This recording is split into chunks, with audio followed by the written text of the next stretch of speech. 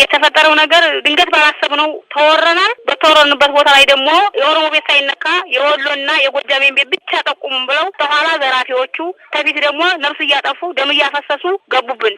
ሲገቡብን ማለት ነው አካባቢው ላይ 30-40 አሬሳ በአንድ ጊዜ ይወርቃል። ከገቡ በኋላ ይርዳችሁ መንግስታችሁ ትኬት ቆርጣችሁ የመረጣችሁት መንግስታችሁ ይርዳችሁ ወሎ እምገይበት የታባሽ እምገይበት አናቅም ይርዳችሁ መንግስታችሁ ይርዳችሁ አነፈራችሁ አማራ ይርዳሽ እዛው ውጡልን እያሉ እየፎከሩ ቄሮዎቹ ደግሞ ተኋላ የቃዘረፋና የቤት ቃጠሎ የህዝብ እንደገና ጭፍጨፋ የዘረኝነት ጭፍጨፋ ነው እንጂ ትክክለኛ ይሄ የሰላማዊ አይደለም የዘረኝነት ጭፍጨፋ ነው። ከሬሳ መካከል የራሱ ከ30 ሬሳ ውስጥ የወጣሁት የጸጥታ አካል ይሄንን ለማስከበር ምንም አይነት ሙከራ አላደረገም።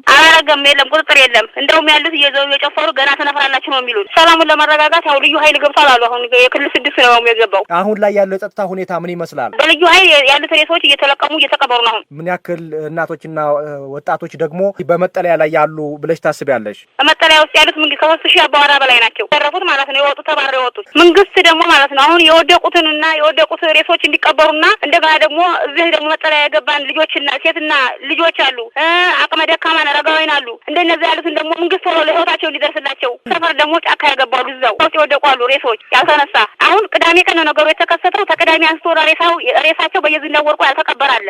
እውነቱን ነው የምልህ። እኔ በዚህ በእምነት ዙሪያ ብሔርን መሰረት ያደረገ ካልሆነ በስተቀር እኔ እዚህ ምንም ሃይማኖት የሌላቸው ሙስሊምም ይሁን ክርስቲያን ማንኛውንም አማራ የሆነ እንዲያለዩ ነው በግልጽ ማቀው እና ዙሮ ሁሉንም በጅምላ ካልሆነ በስተቀር ሙስሊሙ ዲኖ ክርስቲያኑ የተጎዳበት ክርስቲያኑ ተጎድቶ ሙስሊሙ የዳነበት አንድም ነገር የለም። በጅምላ ነው አጠቃላይ በዚህ አማራ ብቻ በመሆን የተደረገ። እዚሁ መካከል ላይ መንግስትን የገደፉ ሌሎችም ብሔረሰቦች አብሮ የተጎዱ አሉ። ከጉሙዝም ይሁን ከኦሮሞም ይሁን ግንባር ቀደም ግን በሃይማኖት አስታኮ ሃይማኖትን መሰረት አድርጎ የተደረገ ልዩ ሁኔታ እኔ አላየሁም። ሁሉም ተጎጂ እንደሆነ ነው የማውቀው እና በዚህ ዙሪያ ይብለጥ ያተኮረው ብሔርን ብቻ መሰረት አድርጎ የሀገር ተወላጁ ታጣቂው ከሸኔው ውጭ ያለው ወጣት ቀመስ ለዝርፊያ እንደተነሳ ያኛው እንደገና ደግሞ አጠቃላይ የፊት ግንባር ቀደም አጥቂ ሆኖ ገዳይና አባራሪ ሆኖ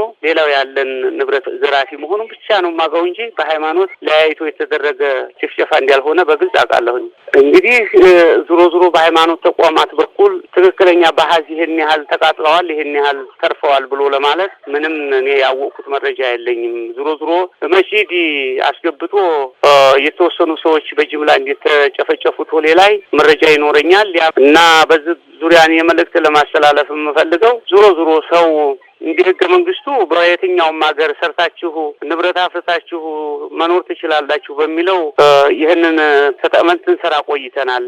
አሁን የዚህ መብት ተነፍገን እንዲተሳዳጅና ተባራሪ ሁነን በየትም እንጨርስ ከሆነ እኛ በሀገራችን ላይ ጥገኛ መሆን ከቻል ዙሮ ሀገራችን ሀገራችሁ አይደለም የሚል አቅጣጫ ካለ ምናልባት ያለ ሀገር አልተወለድንም። እኛም ሀገር አለን ይነስም ይደግም እንዲሰፊ ባይሆን። ስለዚህ በሀገራችን ላይ እኛ መንግስት ያንሳንና በቀጥታ በሀገራችን በአፍ መፍቻ ቋንቋችን ተናግረን በሀገራችን ላይ ንብረት አፍርተን እንደ ክልላችን ማህበረሰብ እንዲኖር በቃ መንግስት እንዲያመቻችልን። በጣም ዘግናኝ ነው። በጣም አስቸጋሪ ነው። ያ ምንም የሰማነው ነገር የለም።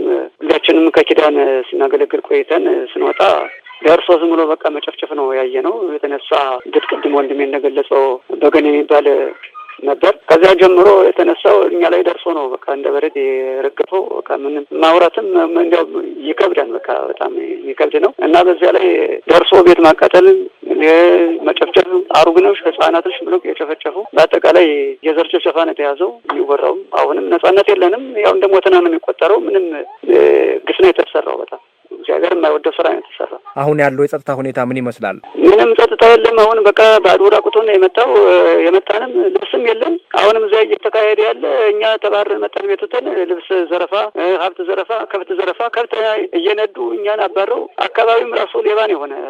ሸኔ ብቻ ሳይሆን አካባቢውም ሸኔ ነው የሆነ። ራሱ ሲቃይን ያየ ነው እንጂ እዚህ በቃ እንደ መቆም አያስፈልግም። መጠለያው ላይ ራሱ ያማርራል። በቃ ህጻናቱ ሲጮህ፣ በሽተኛው ሲጮህ፣ ራቁተ ብርዱን ይቻል በሽታውን ይቻል በጣም የሚያሰቃይ ቦታ ነው የገባ ነው። ያው እንደኖርና አይቆጠርም የኛም እና መንግስት እንዲያው መንፈሳዊ ኑሮት እንዲያው ተሮ ብሎ ቢደርስልን የሚል ነው የማሳስበው። ያለኖችም ነጻነት የለንም። አሁንም ያው እንደኖርና አይደለም ያየን ለመመገብም ወደ ከተማው ለመውጣትም ዘግናኝ ነው። ተመልሰን ስንመጣም ጥርስ ማንፋጨትና መንከስ ነገር አለ። ያው እንደሞተ ነው የሚያቆጥ። እሺ ያለውበት ቦታ ለጊዜው አርጆ ነኝ ኤቢ ጉንዱ። አሁን ላይ ያለው የተፈጠረው የጸጥታ ሁኔታ ምን ይመስላል? የተፈጠረው ችግሩ መጀመሪያ መንስኤው እዚህ በገኔ የሚባል ጎጥ ነው። ቶሌ ዙሪያ ማለት ነው። እየሰማው ነው። አዎ ቶሌ ይባላል ጎጡ። በገኔ ነው የሚባለው። ከዛ በገኔ ያለፈ ብሎ ስልሰው ይባላል። እሱን ጠምጥመው ከዛ ጀምረው ማለት ነው እኛ እስካለንበት እስከ ኤቢ ጉንዱ ድረስ ነው የመጡ። ከግራም ከቀኝም ከኋላም ከፊትም በአራቱ አቅጣጫ ነው በአራቱ ሳይድ ነው የመጡ። አፈኑ። ወንዱ ያለውን ሴቱንም ንብረቱን ማውጣት ቢል አልቻለም። ሴትም ህጻናትም የለም። እንዳለ አንድ ቦታ ላይ 30ውን 40ውን 20ውን እያስቀመጡ ነው የደመሰሱት ያርከፈከፉት ማለት ነው። ጅምላ እንደ ማይካድራ ማለት ነው። አንድ ቦታ ላይ እየሰበሰቡ እዛ ያለቀውም አልቋል። የደረሰ አካል የለም። በወቅቱ ሪፖርት አድርገናል፣ ተደዋውለናል። አሁን መከላከያ ይመጣል የሚያለ የመንግስት አካል የደረሰልን የለም። በቃ እስካሁን ድረስ አሁንም ራሱ የለም የደረሰ እና አልቋል። ከዚህ የመጡትም ራብ እየሞቱ ነው፣ እያለቁ ነው። ያው 4ኛ ቀናችን ነው። ምንም የምግብ አቅጣጫ የለም። እንደዚህ ነው ችግሩ ምን የሚልም የመንግስት አካል የሚጠይቀን የለም። በህይወት የጠፋው በግምት 1500 ይሆናል። ጅምላ በቃ መደዳ ነው የተቀበሩት። 10ሩ ከአንድ ቦታ፣ 30ው አንድ ቦታ፣ 5ቱ ከአንድ ቦታ፣ 20ው አንድ ቦታ በጅምላ ነው የተቀበሩ። አሁን ደግሞ ገና የሚፈልጋል በየቤቱና በየደጃፉ በየመንገዱ የወደቀው። አሁን ላይ እናንተስ ምን አይነት ሁኔታ ላይ ነው ያላችሁት? ምግብና መጠጥስ እንዴት እያገኛችሁ ነው ያላችሁት? የለም አንድ ነገር አንዳችም እንኳን የሚጠይቅ አካል የለም። ከኪስ እንኳን ገንዘብ የለም። ከሚገርም ነገር ማለት ነው። ብዙሃኑ አሁን አርሶ አደር ነው። በማዳበሪያ በገቢ በአሁኑ ውድነት ማዳበሪያና ዘር ምናምን ተገዝቶ ግዛት ተደርጓል፣ ተዘርቷልኝ። ከኬሶ ሳንቲም ያለው የለም። ውሃ የሚጠጣ ውሃ እንኳን ራሱ የሚጠይቅ አካል የለም። አሁን እሱ ወንድሜ እንደጠቀሰው ችግሩ የተፈጠረው በኦሮሚያ በምስራቅ ወለጋና በቤኒሻንጉል ጉሙዝ ክልል በዛው አዋሳኝ አካባቢ ኩታ ገጠም በሆን አካባቢዎች ላይ ያው ዙሮ መነሻው ኦነግ ሸኔ ነው። ኦነግ ሸኔ ይሁን እንጂ ተጎኑ የሀገሬ ወጣት አንድ ላይ ተኋላ ዘራፊ በማደራጀት ነው። መሪና ተቋሚ ያለው ግማሹ ገዳይ ነው፣ ግማሹ ነገሩ ሲነሳ ጥይቱ ብቻ ሲፈነዳ ሰማን። እኛ ብዙ ወደ እርሻ ሄዷል፣ ገበያ ሄዷል። እየገፋ ሲመጣ አጠቃላይ በምስራቅ ወለጋ የሚገኙ አማራዎች የሚገኙበት አካባቢ ታርጌት ተደርጎ አጠቃላይ ተኩሱ የፈነዳው በአንድ ወቅት ነው በሁሉም ቦታ ላይ። ያ እንግዲህ እስከ ክልል 6 የምንገኘው እስከኛ ድረስ ሁሉንም አዳርሷል እና በዚህ ዙሪያ ያለው የህዝብ ሰቆቃና እልቀት መውጫ በሌለበት በአራቱም ማዕዘን በማካበብ ያው የሚሸሸውም የሸሸበት ቦታ እንዲሞት ያለውን በአንድ ተጠራሙ አንድ ቦታ እንዲያልቅ ያው የጅምላ ጭፍጨፋ እንደሆነ እንዲያየን በግልጽ የምናውቀው ነው እና ያ እንዳለ ሆኖ ከጫካ የአመለጠ የመጣው በምስራቅ ወለጋ አርጆ ጉዴቱ አዳራሽ ገብቶ አሁን ምዝገባ እየተካሄደ አዳራሽ ውስጥ ተቀምጧል። ከቅዳሜ ጀምሮ አሁን ድረስ ምንም የተደረገ ነገር የለም። የአካባቢው እንኳን ማህበረሰብ የሆነ የበሰለ እንጀራም ሆነ ዳቦ ይዞ ለመምጣት ሰቆቃና ያለበት። ምክንያቱም እዛው ዙሪያ ያለው ቄሮ እርዳታ ይዞ የሚመጣውን ያው በጥቁር ዓይን እያየና የማስፈራራት ስራ እያደረገ በመሆኑ የአካባቢውም ከተማ ማህበረሰብ ተጨንቆና ያለው እኛን ለመጠየቅ መንግስትም እንደገና ደግሞ እርዳታው ይመጣል እየተባለ ይባላል። እስካሁን ሰዓት ድረስ ከቤት 5 ሳንቲም ታይዝ ባዶ እጁን የወጣው ማህበረሰብ ዝም ብሎ ብቻ በረሃብ ላይ ተቀምጧል። ዝናብ አለ፣ ሸራ የለም፣ አዳራሹ ሞልቷል እና የዛሬው አዳር ኃይለኛ ዝናብ ነበር። በከፍተኛ ሁኔታ ህዝብ አለወጉን የተሰራው የሁለቱ ክልል መንግስታት አሁን ለታ ከትናንት በስቲያ ተገናኝተው የኦሮሚያ እና የቤኒሻንጉል ጉሙዝ ክልል አመራሮች ተገናኝተው መልሰን ወደዛው እንመልሳለን፣ የኦፕሬሽን ስራ እናደርጋለን፣ የማጥራት ስራ እናደርጋለን፣ እዛው ትመለሳላችሁ የሚል ነበር። ያ ጉዳይ እንግዲህ የመንግስት ስራ ነው፣ የምናውቀው ነገር የለም። እየተደረገ ይሁን አልተደረገ ይሁን ማህበረሰቡ ግን እዚህ እየተተረማመሰ በረሃብ ላይ ነው የሚገኘው እና አሁንም ቢሆን ይሄ ማህበረሰብ እዛ ተሄደ በኋላ መልሶ ከሰዓት መልሶ እሳት ላይ እንዳይጨመር ከፍተኛ ስጋት አለው ህዝቡ። ምክንያቱም ዙሮ ይሄ የመንግስት እጅ እንዳለበት እያወቅን ነው። እንዴት ብሎ ቢባል የአካባቢ በሚያዝበት ሰዓት በኦሮሚያ ክልል የሚገኘው ፖሊስ ቦታውን ለቆ እንዲሄድ፣ ሚሊሻው ቦታውን ለቆ እንዲሄድ፣ እዛ ያለው ማህበረሰብ ብቻውን ተጋልጦ እንዲቀር የተደረገበት ሲስተም አለ።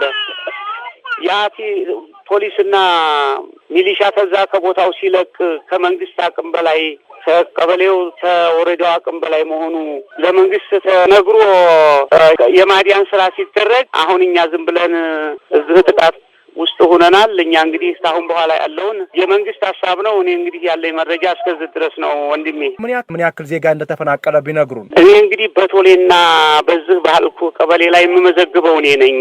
መረጃ ለሚሰጡ ሰዎች ትናንትና አባወራ ብቻ 3000 መዝግቤ ሰጥቻለሁ ከቤተሰብ ውጭ። ምን አይነት እርዳታዎች እንዲደረጉ ነው አሁን በዚህ ወቅት የሚያስፈልገው ሴቶችና ህጻናት ያሉበት ቦታ ላይ? እዚህ ህጻናቶችና ነፍሰ ጡሮች አዛውንቶች ያሉበት ቦታ ላይ አሁን ዕለታዊ ምግብና አልባሳት ነው። አልባሳት ዝናብ ነው። ዝናብ እያደረባቸው ነው። የሚበላ ነገር የሚጠጣ ነገር የለም። በረሀብ ላይ ናቸው። በቃ ምግብና መጠለያ ነው፣ ልብስ ነው እና ከዛ በኋላ ያለውን ሁኔታ ቢሻውም ከቦታ ቦታ ተለዋውሶ ሸቅሎ ሊበላ ይችላል ወይ መንግስት የሚያደርገውን ነገር ሊያደርግ ይችላል እና ምግብና ልብስ ነው አሁን አስቀዳሚ የሚያስፈልገው። ሁለት እንደገና በጥይት ተመተው የቆሰሉ ሰዎች አሉ። እነዛ ደግሞ ምን ያስፈልጋቸዋል? ሕክምና ያስፈልጋቸዋል።